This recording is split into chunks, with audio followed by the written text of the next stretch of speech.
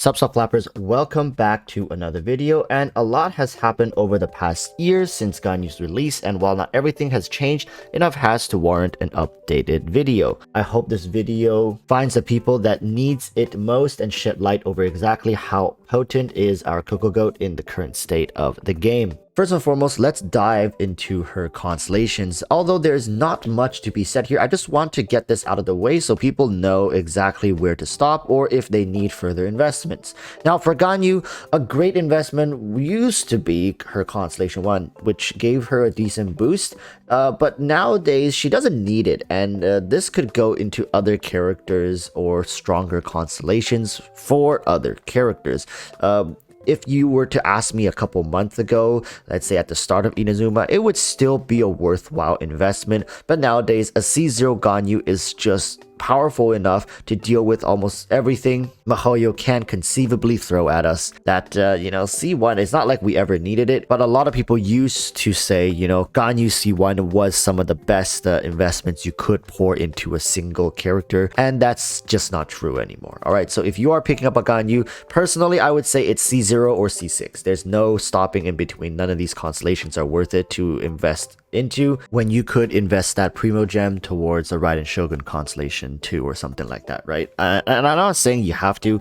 There's no need for that kind of power. Same goes for Ganyu. There's no need for Constellation 1. And I know a lot of people, I don't know why they feel the need to continuously point out the fact that, well, you don't need constellations, you don't need 5-star weapons, you don't need anything in this game. You just need to play the game and know what you're doing and you can beat the game. Like, yeah, of course, that's how the game is designed, right? Like, I mean, yeah, of course you can clear the game. You can beat this game with arms tied behind your back, playing with your feet blindfolded if you want to put in the time and effort. But the point here is that people are concerned with, well, is there enough value to warrant, me spending the Primo Gems to get a constellation or two? So it's not really about like, oh, well, can I not clear the game without it? It's just input and output, right? Is this worth my input? And currently, I just have to say, it's not, right? There are better things for you to invest into in this game if you want to yield more power, and it's always going to change. So when things do change, like right now, I'm going to make an updated video. All right, let's move on to her talents. For Ganyu's skill priority, this one is pretty straightforward. So for Ganyu, it's just her normal charge attack priority, followed by her burst skill. So as you can see, I have here right now, it's 8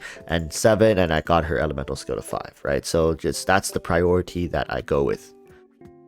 Some of the newer characters nowadays probably want to level all 3 skills a bit higher, but since Ganyu is from an older generation, there's not much emphasis, and these skills don't really link together to make a fluid kit. They all seem to function individually. That's why we're able to have a clear distinction as to which one you should be prioritizing. So once again, normal attack, charge attack first, level this up to 8 or crown it, and then followed by your burst skill. So these 2 in that order, and then finally the elemental skill if you choose to invest into it. Alright, so now let's talk about Ganyu's playstyle. While she's not the most difficult character in the world to pilot, there are still some nuances about her that can help you get a better experience out of playing her. Now, we all know that she is a charge attack unit with almost everything centered around that one single shot that you send out. So with Ganyu, it's all about your positioning in the fight as well as your skill sequencing, right? Her elemental skill has multiple functions, and it's good because they're all utility functions. With her elemental skill, you get to create distance while also leaving behind a lotus in which it taunts enemies and buys you some much needed space to dish out a couple much needed charge attacks. And a lot of the times people forget to talk about how much utility this lotus actually provides you. Now, in the current scope of the game, right, a lot of the times mobs are more spread out and difficult to hit with a single attack, but while Freeze are able to make those mobs remain in their locations, it doesn't really group them. And with Venti essentially taken out of the game, with a lot of these monsters who are unCCable by Venti's burst as well as Kazuha's elemental skill, it begs the question, what's another effective way to get mobs to group up? And a great answer to that is actually taunt, right? With Mona and Ganyu, they're able to taunt these monsters and get them to actively move closer towards a singular point, which allows for mass massive AoE damage. Now, I'm not gonna blow this out of proportion saying like, oh, get Ganyu for the taunt, but it's something that you should be able to play around as you get to know this character a little more and set up for more damage opportunities on multiple targets. So now let's talk about the weapons. With Ganyu, there's a wide range of options because she covers such an immense amount of roles in the game, so a lot of support bows actually do work for her depending on what you need her to do in your team. But today we're just going to be focusing on the main DPS Ganyu options, and I'm not going to overly complicate things for you. I'm just going to mention the best options. If I don't mention it, chances are it's either subpar in comparison to what I'm currently offering you,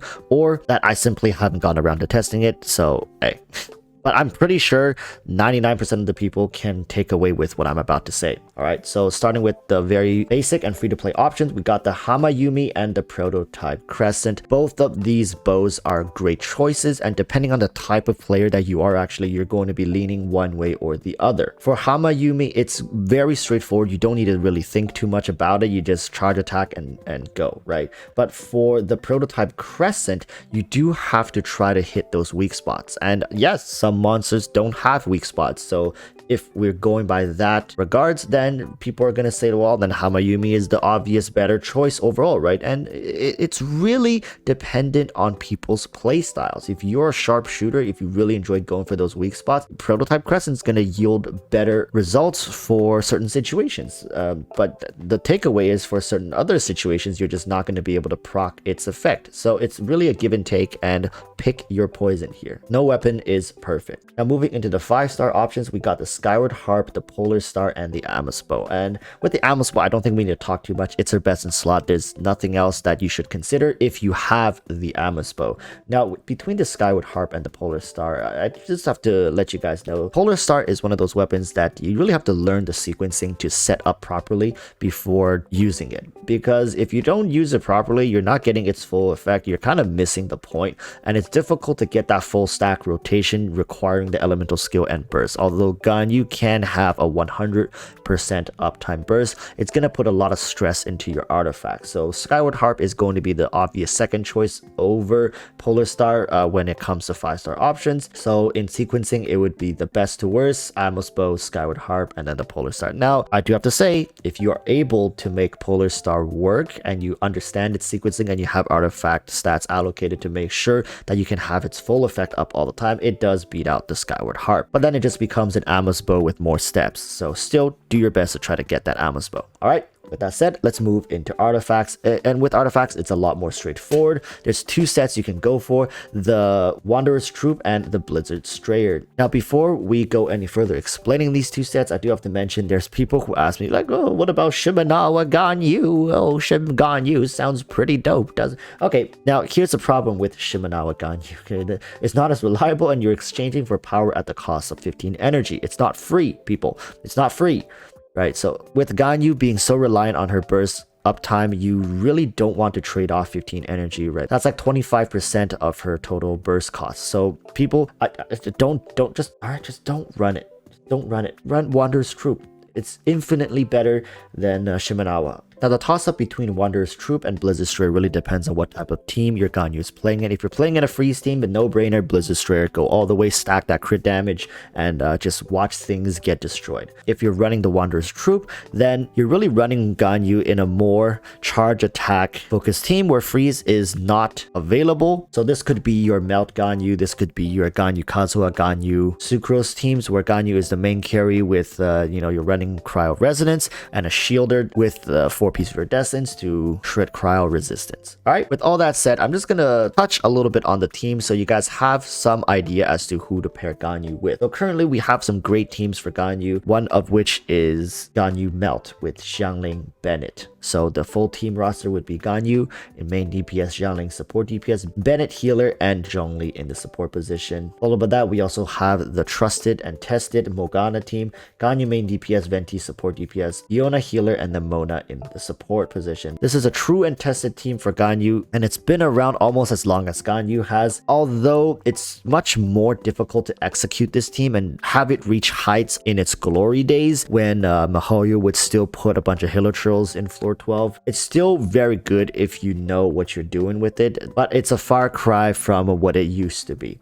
Finally, we have Ganyu Freeze with Ganyu, Kazuha, Kokomi, and Shenhe. Now, Ganyu Freeze can be played by many different Hydro applicators, but I just mentioned probably one of the best Ganyu Freeze teams you could be running now. And if you have Ayaka, you can also change out Kazuha for Ayaka to have that triple cryo, essentially a mono cryo freeze team with Ganyu in it. It just nothing is moving unless they're freeze immune. With all that said, thank you guys for watching this video. Like and subscribe. If any more questions, you can leave it down below. This is a very, I would say, entry rudimentary level, easy to understand guide, and I did not want to overcomplicate it with advanced Ganyu mechanics. As you guys probably know, Ganyu isn't as simple as I've made her out to be, but you don't need to be an MLB Pro League player to pilot Ganyu. Right? You can draw out probably 90 to 95% of her power just by being an average player. So go out there, have fun with your Ganyu, and I hope you guys have found this guide helpful.